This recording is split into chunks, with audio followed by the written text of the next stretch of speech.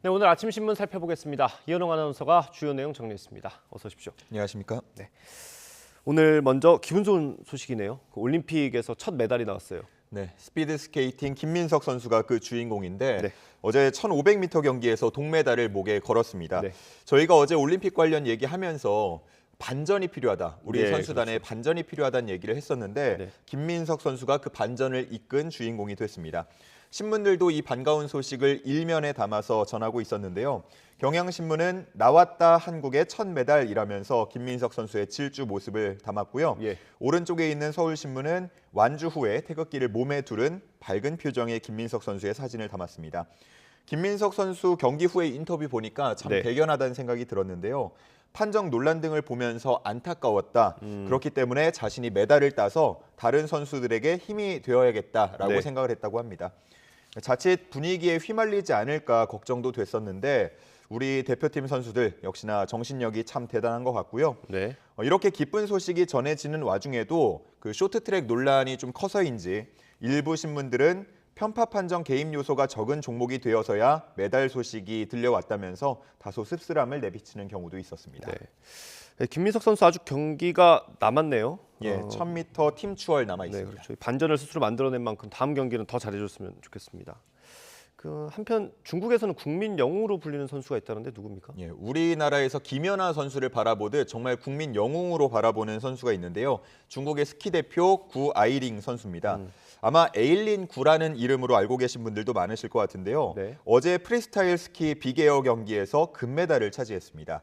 근데 이 금메달을 바라보는 시선이 좀 나뉘고 있는데요. 네. 지금 제목에서 보듯이 중국은 인민 챔피언이다. 네. 미국은 배은망덕하다. 이렇게 나와 있습니다. 조선일보 기사고요. 예. 이 구 선수는 미국인 아버지와 중국인 어머니 사이에서 태어났고 처음에는 미국 스키 대표로 활동을 했습니다. 네. 좋은 성적을 거두면서 주목을 받았는데 지난 2019년에 돌연 어머니 나라를 대표해서 뛰고 싶다면서 중국 대표팀으로 옮겨갔습니다. 아.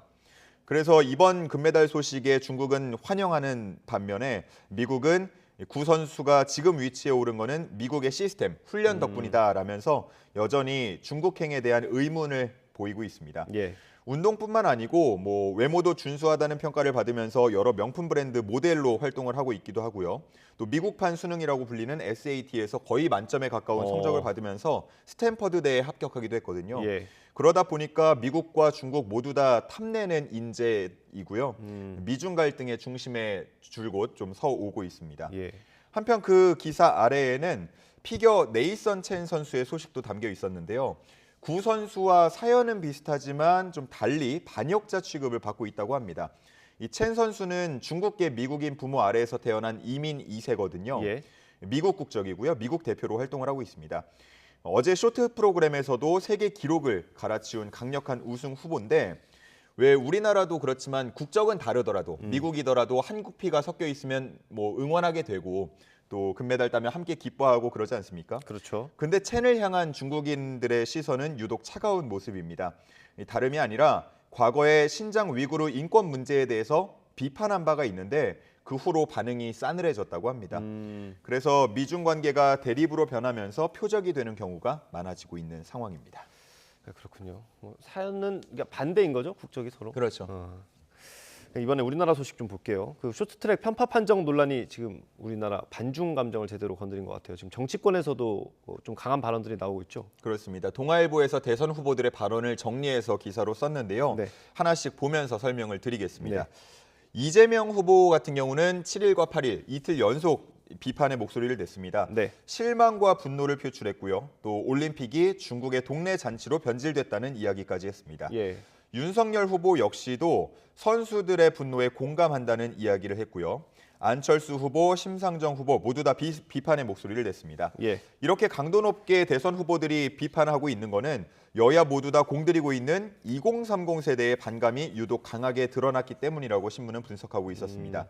뭐 해석하기 나름이겠지만 이 신문은 이재명 후보의 발언 수위가 꽤나 셌다고 봤고요. 예. 현 정부의 친중 이미지와 거리 두기를 하려는 노력이라고 봤습니다. 예. 아니나 다를까 국민의힘 측에서는 친중 정책의 대가가 뭔지 봐라 이런 비판이 나오기도 했습니다.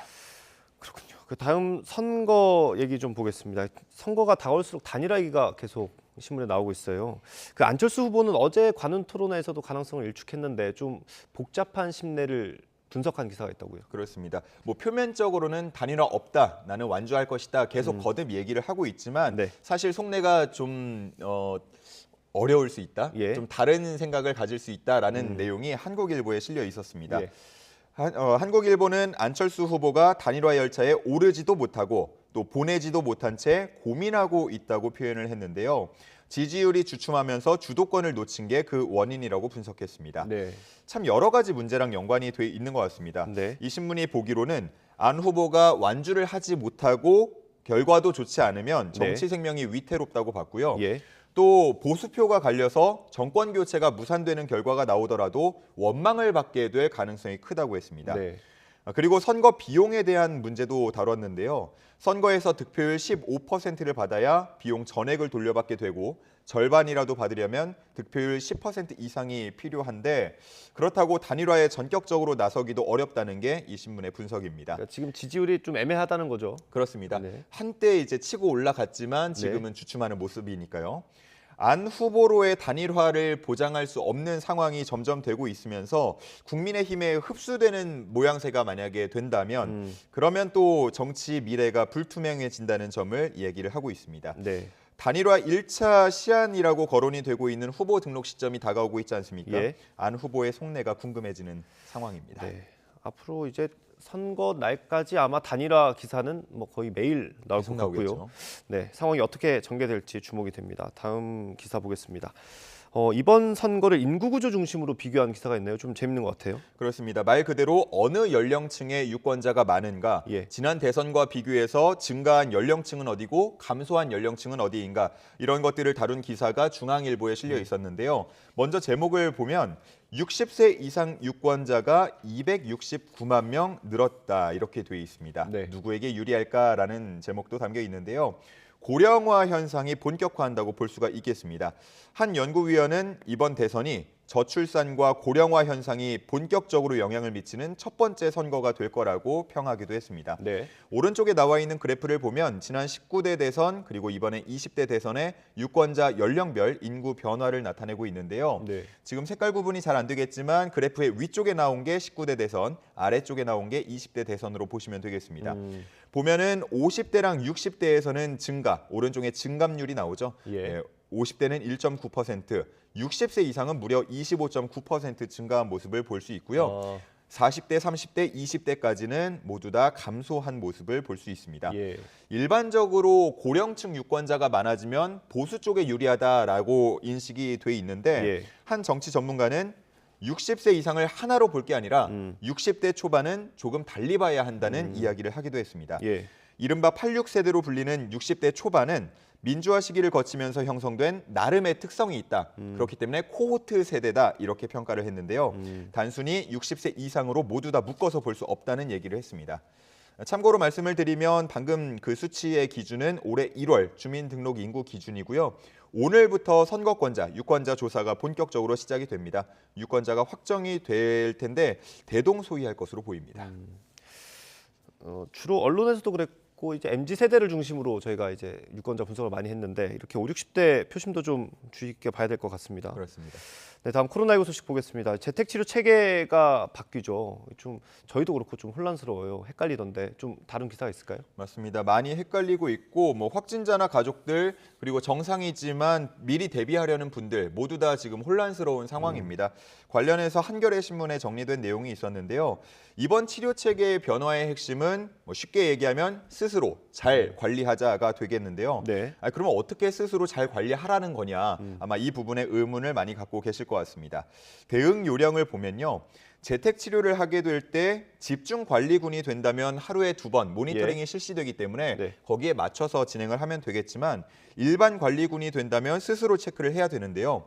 만약에 조금이라도 이상한 반응이 나타나면 즉각 알리는 것이 중요하겠습니다. 네. 그러기 위해서는 내 집 주변에, 내가 머무는 곳 주변에 호흡기 클리닉이나 동네 병의원이 어디가 있는지 그 연락처는 뭔지 미리 알고 있는 것도 중요하겠는데요.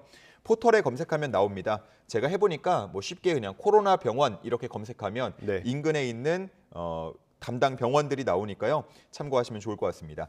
그리고 전문가들은 고열을 조심하라고 특별히 조심하라고 하고 있는데요. 네. 38도 이상이 2, 3일 동안 지속이 되면 폐렴으로 진행될 가능성이 높다고 하니까 이 부분을 특별히 주의하라고 했습니다. 예. 그리고 혼자 사시는 분들도 요즘 많잖아요. 네. 그렇게 되면 혼자 갑자기 건강이 악화되거나 쓰러지거나 할 경우에 대비해서 가족이나 이웃에게 수시로 연락을 하고 연락처 등을 확보해서 상황에 대비할 것을 조언하고 있었습니다. 네. 그리고 만약에 아무 생각이 안 난다. 동네 병의원도 모르겠고 가족도 지인도 없다. 할 때는 119에 신고를 하지 않겠습니까? 네. 그럴 때에는 저는 재택치료 환자입니다라고 분명히 알리는 것이 중요하다고 했습니다. 네, 정말 만약의 사태를 대비해서 이런 주의사항도 숙지하고 대비하는 게 좋을 것 같아요. 맞습니다. 마지막 소식 볼 텐데 저희가 앞서 기사로도 전해드렸어요. 택배 관련 기사인데 동네마다 공동 배송센터가 생긴다고요? 자세히 설명을 좀 해주시죠. 예, 전국적으로 시행되는 건 아니고요. 서울시가 시행하는 시범 사업입니다. 네. 오는 8월에 시작될 예정이고요. 예. 서울도 다 되는 건 아니고 일부 지역을 이제 선정을 해서 진행이 되겠습니다. 네. 동네마다 물류 거점이 생긴다라고 보면은 좀 이해하기 쉬울 텐데요. 네. 뭐 아파트의 커뮤니티 시설이라던가 아니면 유휴 부지 등을 활용해서 일종의 물류 거점을 만드는 겁니다. 그래서 택배사는 그 거점까지 배송을 하게 되고 그 거점부터 각 가정까지는 스타트업 업체 등을 통해서 새롭게 배송을 하겠다는 겁니다. 예전에 보면은 아파트 단지에 택배 차량 통행 관련해서 뭐 갈등이 좀 많지 않았습니까? 예.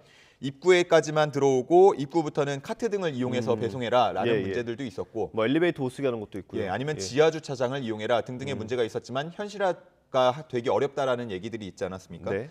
거기에 대한 대안이 될 수 있다는 평가를 받고 있고요.